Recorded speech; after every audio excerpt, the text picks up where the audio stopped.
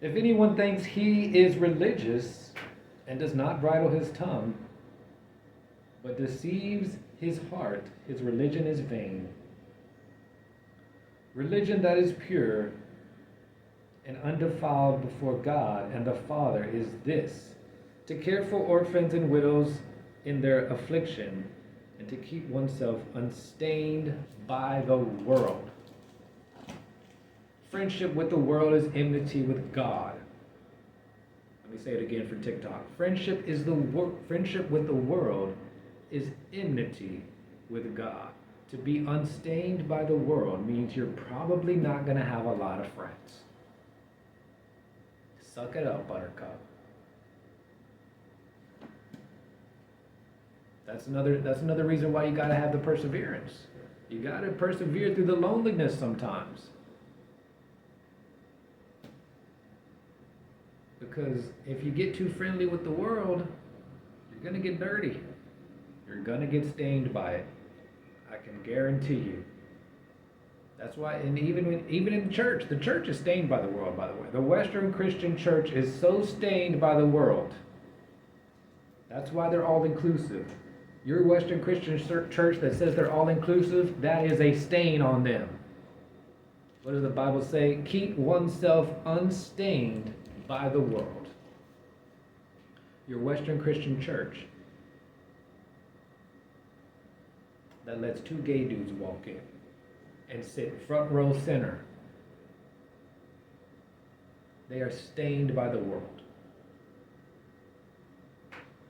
Your Western Christian church, where the pastor's wife is preaching, is stained by the world.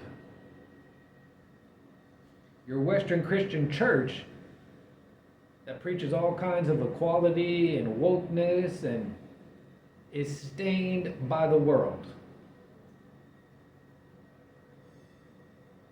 Because I already know the world is stained. Honestly, I don't care. I say this all the time. I don't care what the world does. I'm not preaching for the world. The world's going to do what the world's going to do. And Jesus really wasn't preaching to the world either. Who was Jesus preaching to? He was preaching to his people, and he was preaching to the church. Jesus says, my sheep hear my voice. If you're not my sheep and you don't hear my voice, I'm not talking to you. You know? That's another problem with Christians. They're out there trying to save people who don't want to be saved. Wasting time, energy, money, effort trying to save people who don't want to be saved, who want to go to hell. That's why the church is full of so much demons, because sometimes those demons who don't want to be saved actually do come to church. I mean, you talk to somebody long enough, you might convince them to come to church. If I gotta convince you to come to church, I don't think you love God. Nobody should have to be convinced to come to church. Nobody should have to be coerced into coming to church or bribed. These churches are like, well, we got donuts. We got free donuts and cookies. You know, I'll take you to lunch after if you come to church. You got to bribe people to come to church with you. People are just there for the free food, not for Jesus. That happened in the Bible too, by the way. They were just there for the free food. As soon as the food was gone, they were gone. The people were gone, right? Why do you think they ran to Jesus when they ran out of wine? Oh no, Jesus. Remember that wedding? They were so worried about running out of wine. Why do you think they were worried? Because people were going to be upset. Because those people only came for the free wine.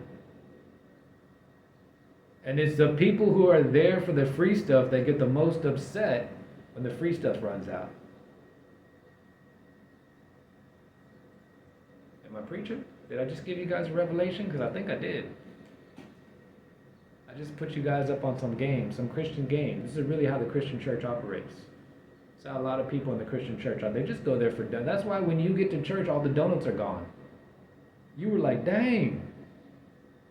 You know, you were a little bit hungry too. You know, you kind of wanted a half a donut to get you through the 4-hour service. You went to church early. You're in Bible study for an hour and a half. Then you're in worship for an hour. Then the sermon for another hour. hours of church and you're gonna need a donut. I'm not against the free donuts. I'm just saying, when you're looking at the other Christians and they're like 350 pounds, and then you're looking at the donut box and it's empty, I'm like, bro, can the skinny people get a donut in church? Come on, this is a message to fat Christians. Leave one donut.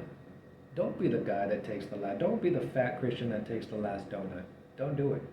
Okay? In fact, if you're a fat Christian, take a donut to a skinny Christian before you stuff a donut in your own mouth. Fat Christians, this is a call to all fat Christians to show your brotherly love for your skinny Christians.